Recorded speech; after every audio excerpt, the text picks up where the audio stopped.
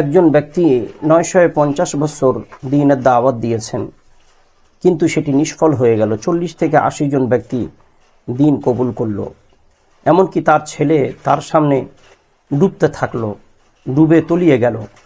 এই করুণ কাহিনী আজকের আমরা আলোচনা করব প্রিয় ভাইরা, হযরতে সাইয়্যিদানা নূহ আলাইহিসসালাম সম্পর্কে। নূহ আলাইহিসসালাম আল্লাহ তাআলার একজন বড় নবী ছিলেন। নূহ আলাইহিসসালাম তিনি সিরিয়ার ইরাকে নবী হয়ে এসেছিলেন।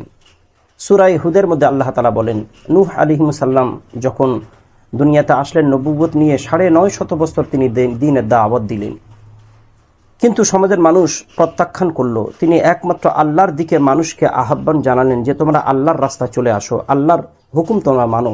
কিন্তু সমাজের মানুষ প্রত্যাখ্যান করলো। সমাজের মানুষ কানে আঙ্গুল দিয়ে সরে গেল। নূহ আলাইহিসসালামকে নিমজ্জিত বা কষ্ট দেওয়া শুরু করলো। এক পর্যায়ে নূহ আলাইহিসসালাম তিনি হতভম্ব বা চিন্তাগ্রস্ত হলেন। আল্লাহ তাআলা নূহ আলাইহিসসালামকে বললেন, হে নূহ, আর কেউ ঈমান আনবে না, সুতরাং দ্বীনের দাওয়াত দেওয়ার দরকার নেই, আর কষ্ট পাওয়ার দরকার নেই। নূহ আলাইহিসসালাম তখন আল্লাহর কাছে বললেন, আল্লাহ, যখন আর কেউ ঈমান আনবে না, এরা তো সবাই আযাব দেখতে চায়, আপনি আযাব দেন। তখন আল্লাহ তাআলা নূহ আলাইহিসসালামকে বললেন, আল্লাহ তাআলা মনোনীত করলেন যে আমি আযাব দেব।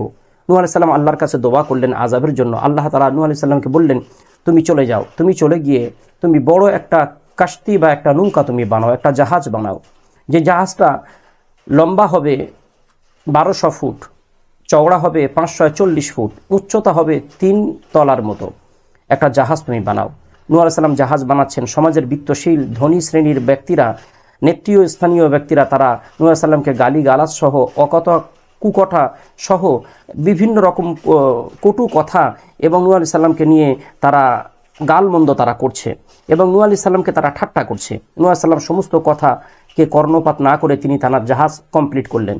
আল্লাহ তাআলার আদেশ আসলো, জোড়ায় জোড়ায় সব পশু পাখি সব তুমি তোমার নৌকার মধ্যে তুলে নাও, যারা ঈমান এনেছে তাদেরকে নৌকার মধ্যে তুলে নাও।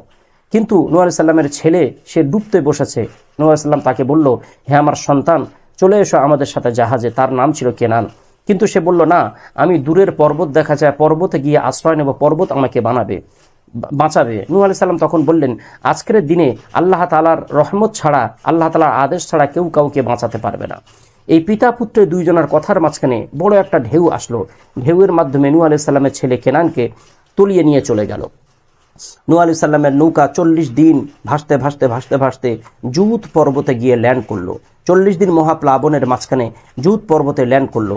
সেখানে নূহ আলাইহিস সালামের 3জন ছেলে, হাম, শাম, ইয়াসিফ, এই 3 ছেলের পরিবার সহ 40 কিংবা 80টা পরিবার আর সমস্ত পশু পাখি জোড়ায় জোড়ায় সেখানে তারা অবতরণ করলো।